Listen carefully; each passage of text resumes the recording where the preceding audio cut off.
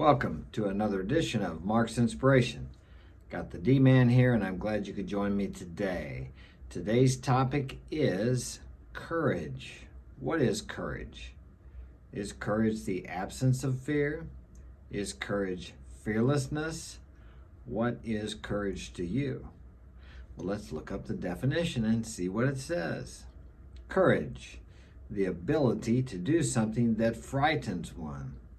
Well, right there, courage is not the absence of fear, but the mastery of it. I'm telling you, it's going to take courage to achieve everything you want in life, because everything you desire lies on the other side of fear. You just as well make fear your friend, because it's going to be your constant companion if you're doing something in the world.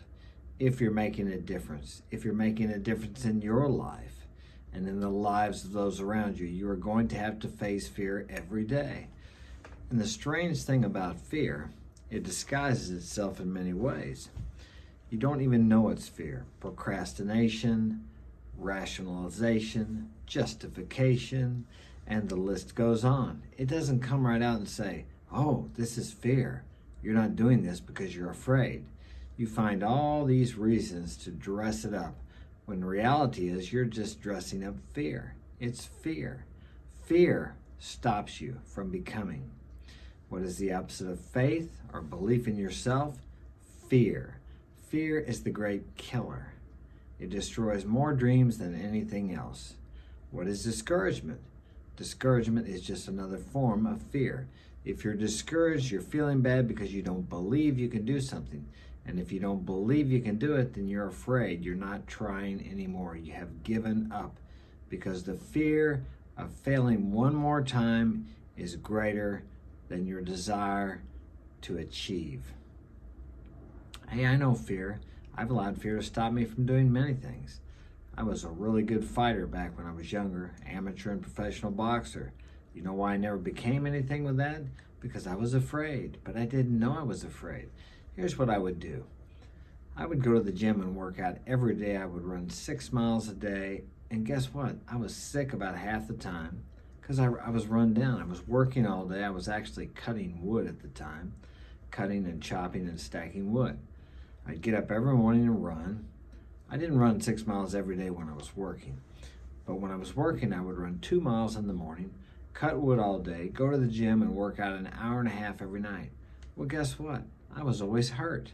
The coach would even tell me, you don't need to come here that often, and that much. You know why I did that? Because I was so afraid of looking bad when I got in the ring if I got beat up. I was afraid of what people would think of me. I didn't care. I wanted to win, but I didn't care so much about winning as I did looking good. If I lost, as long as I put on a good show, that's what was most important to me. Well, guess what? Most of the fighters in the gym were having many more fights than me because I was leaving my fight in the gym, so to speak. Excuse me. I was working out so hard that I just didn't have anything left for fighting. I was constantly injured. I was either sick or run down or something. Now, when I did finally fight, I really did a good job, of course. And I was good. I sparred with world champions, and I was even with them in the gym, okay? And I'm telling you, some of the toughest fights I've ever had were in the gym, because you fight with guys that are better than you, bigger than you, more skilled, more powerful. So, but why did they become world champions and I didn't? Because they weren't afraid. They weren't dominated by fear. They weren't controlled by fear. But I was. I didn't know. I didn't know then what I know now. So what I'm talking to you about is being courageous. I'm trying to share with you, no, I'm not trying, I am sharing with you so you can recognize fear in your life for what it is. And you tell your friends or your parents or the people who really care about you what you're going to do. If what you're going to do is out of the norm or different, they're going to give you all the reasons why you can't do it and why you shouldn't do it, why you better not even try it. Now, they don't do that because they don't want you to succeed.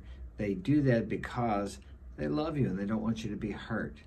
Because in their mind, they're not doing anything extra either. So when they look at you, they don't want you to fall. They don't want you to fail. They don't want you to feel bad. So they try to tell you why you shouldn't do these things. If you have a desire within you, you have the means and ability to accomplish that desire. You would not have the desire did you not have the capability, the ability to achieve it. I'm talking about a true desire that doesn't go away, one that haunts you.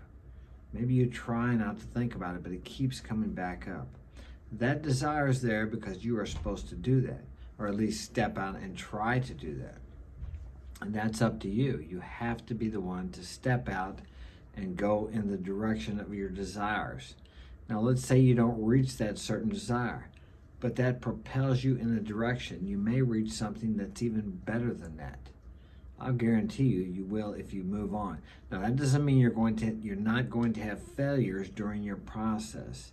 These failures can be valuable learning lessons for you, and they are if you learn from them and you don't blame people, places, and situations for them, but you look within yourself to discover, what are these failures telling me about me?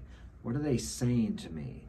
Everything in the outer world is a reflection of what is inside of you, and it's a gift telling you what you need to learn, the direction you need to go to accomplish what you want to accomplish. It's all within you, everything that you desire. The kingdom of heaven is within you. Now, I'm not saying that in a religious sense. You're the king of your kingdom. Everything you desire is within you. You control this. No one can do anything inside of you that you don't allow them to do. You let in whatever you want to let in. It's up to you to allow the good things in. It's up to you to allow or disallow what you want going on in your mind. Because what goes on in your mind will be reflected in the outer world, in your situations, your circumstances. And I'm going to get off here because I hear the kids up. They're going to be banging on my door pretty soon. If you want to get my help personally, Mark's Inspirational Guidance at gmail.com. Smash that like button. Just reach over there and touch it. That's all you got to do. Subscribe, and I'll talk to you tomorrow.